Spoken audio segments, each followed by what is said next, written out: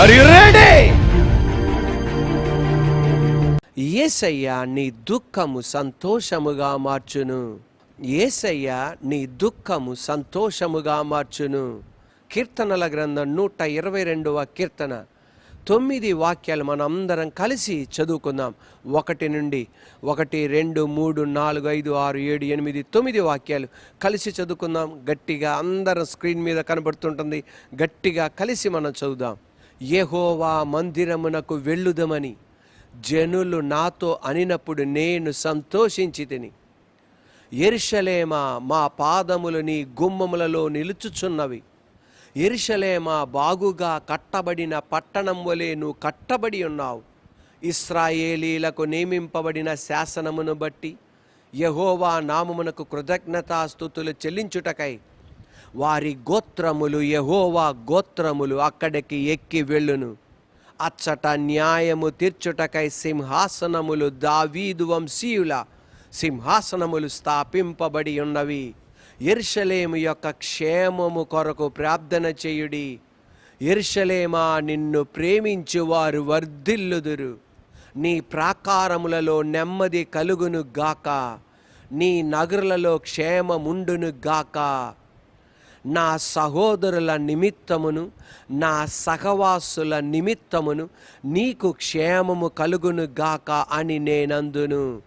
ఈ కీర్తన దావీదు రాస్తున్నాడు. దావీదు రాస్తూ ఏమని చెప్తున్నాడు తెలుసా? జనులంట ఆయన దగ్గరకు వచ్చి, అన్నా దేవుని మందిరానికి వెళ్దామా అనగానే వెంటనే ఆ మాట చెప్పగానే జనులు ఆ మాట చెప్పగానే సంతోషించాడంట. ఏ మాట చెప్పగానే? దేవుని మందిరానికి మనం వెళ్దాం అన్న మాట చెప్పగానే ఆయన సంతోషించాడంట. ఈరోజు అనేక మంది రకరకాల వాటి మీద సంతోషిస్తుంటారు.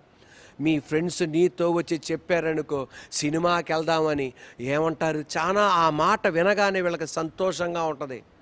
క్రికెట్ ఆడుకుందాం రా అనగానే ఆ మాట వినగానే ఆ వ్యక్తులకు, ఆ జనాలకు ఎలా ఉంటుందంటే సంతోషంగా ఉంటుంది. సినిమా హాల్కి వెళ్దాం, క్రికెట్ ఆడుకుందాం, ఫుట్బాల్ ఆడుకుందాం రా అనగానే ఆ మాట వినగానే సంతోషంగా ఉంటుంది. కొంతమందికి బ్రాందీ షాప్ దగ్గరికి వెళ్దాం రా అనగానే ఆ మాట వినగానే వాళ్ళకి సంతోషంగా ఉంటుంది.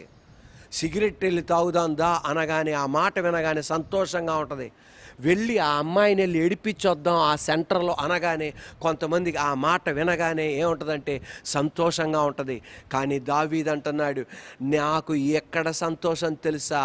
ప్రజలు ఎప్పుడైతే చెప్పారో మనం మందిరానికి వెళ్దాం అని జనులు నాతో చెప్పగా నాకు సంతోషం కలుగుచున్నది.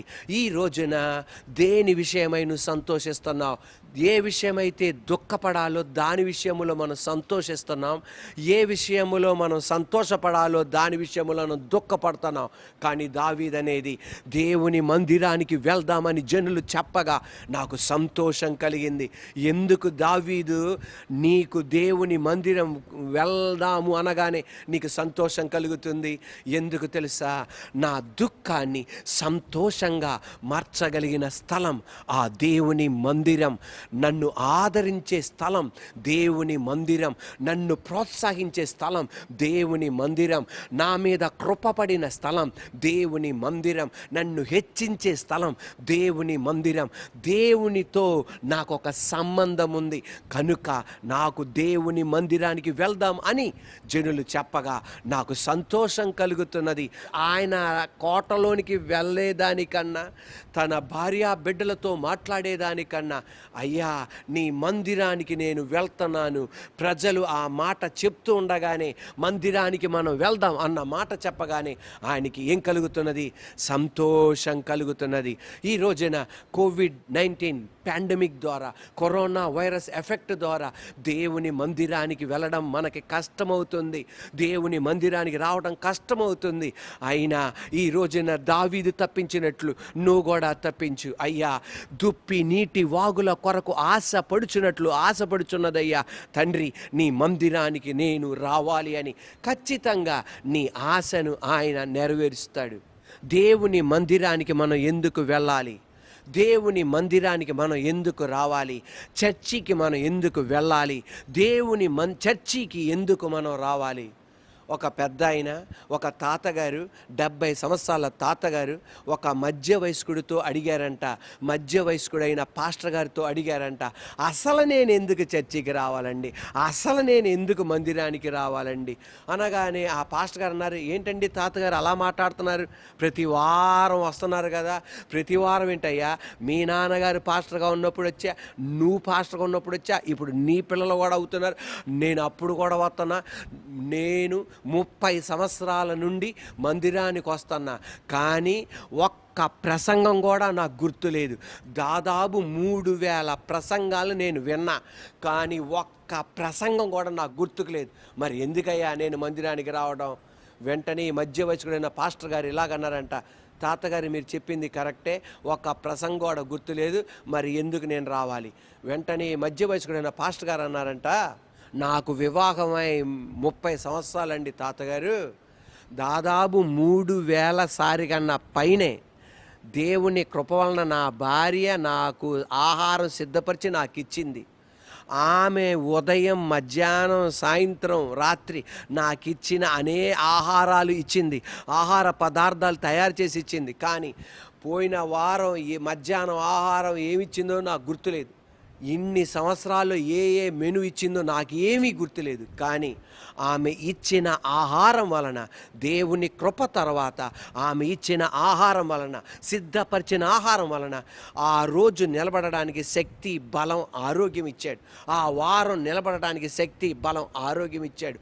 అలాగే మేము చెప్పిన ప్రసంగం నీకు గుర్తు లేకపోయినా ప్రతి ఆదివారం, ప్రతి వారం కృంగిపోకుండా మీరు నిలబడుతున్నారంటే ఈ వాక్యం తప్ప మరి ఏదీ కాదు. వెంటనే కన్నీరు కార్చి అన్నాడంట, అవును నాకు 3000 ప్రసంగాలు విన్నా 30 సంవత్సరాల్లో, ఈ 30 సంవత్సరాల్లో 3000 ప్రసంగం విన్నా, ఒక్క ప్రసంగం గుర్తుకు రాకపోయినా ప్రతి వారం కృంగిపోయినప్పుడు ఆత్మహత్య చేసుకోకుండా, నిరుత్సాహపడకుండా, దారి తప్పకుండా, అపవిత్రతలోనికి వెళ్ళకుండా ఈ దేవుని వాక్యమే నాకు నిలబెట్టింది, దేవుని వాక్యమే నన్ను నిలబెట్టింది. యేసుప్రభువారు అన్నారు, మనుషుడు రొట్టె వలన మాత్రమే కాదు కానీ దేవుని నోట నుండి వచ్చు ప్రతి వాక్కు వలన మనిషి బతుకుతాడు. ప్రైజ్ ద లార్డ్, హల్లెలూయా. ఈ రోజున దేవుని బిడ్డలారా, ఆయన వాక్యములో ఆదరణ, ప్రోత్సాహం, బలం మనకి కలుగుతుంది. ఒక రోజున అమెరికా దేశానికి చెందిన మాజీ రాష్ట్రపతి, ఆయన పేరు ఫ్రాంక్లిన్ రూజోవెల్ట్. అమెరికా దేశానికి చెందిన మాజీ రాష్ట్రపతి ఫ్రాంక్లిన్ రూజోవెల్ట్ ప్రతి ఆదివారం దేవుని మందిరానికి వెళ్తాడు. ఆ వాషింగ్టన్లో ఉన్న దేవుని మందిరానికి వెళ్ళి ప్రతి ఆదివారం వాక్యం విని మరలా ఆయన పని ఆయన చేసుకుంటాడు. ఒకరోజు ఒక వ్యాపారవేత్త ఫ్రాంక్లిన్ రూజోవెల్ట్ అన్న రాష్ట్రపతి గారు, ప్రెసిడెంట్ గారు ఏ చర్చికి వెళ్తారో ఆ పాస్టర్ గారికి ఫోన్ చేసి, ఈ వారం ప్రెసిడెంట్ గారు వస్తున్నారండి చర్చికి, అమెరికా రాష్ట్రపతి, అమెరికా ప్రెసిడెంట్ వస్తున్నారా అనగానే వెంటనే ఆ పాస్టర్ గారు ఏమన్నారంటే, ఈ వారం ప్రెసిడెంట్ గారు వస్తున్నారో లేదో నాకు తెలియదు కానండి, కానీ ఒకటి మాత్రం నాకు తెలుసు, ఎవరు వస్తున్నారంటే సృష్టికర్త అయిన యేసయ్య ఈ ఆదివారం మరలా వస్తారండి. Praise the Lord. ఈరోజు నేను చెప్పనా, దేవుని మందిరానికి మనం ఎందుకు వెళ్ళాలి, దేవుని మందిరంలో మనం ఎందుకు రావాలి? దేవునికి స్తోత్రం. సృష్టికర్త నీతో మాట్లాడతాడు, నిన్ను ఆదరిస్తాడు, నిన్ను ఆయన బలపరుస్తాడు. 18 సంవత్సరాల నుండి నడు వంగిపోయిన ఆ సహోదరి 18 సంవత్సరాల నుండి వస్తుంది, ఏ ప్రయోజనం లేకుండా అనుకుంది. కానీ ఆ రోజున మందిరములో యేసయ్య అడుగుపెట్టి ఆమె నడువును ముట్టి ఆమెలో ఉన్న దెయ్యాన్ని వెళ్ళగొట్టి నా దేవాది దేవుడు యేసయ్య ఆమెని స్వస్థతపరిచాడు.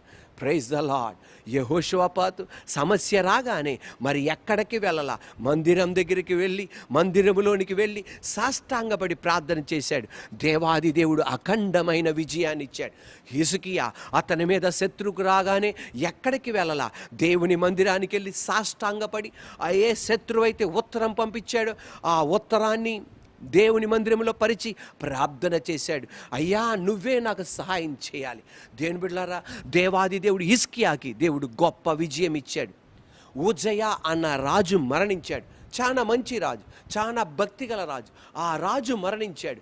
తర్వాత ప్రజలందరూ వేదనతో ఉన్నారు, దుఃఖముతో ఉన్నారు.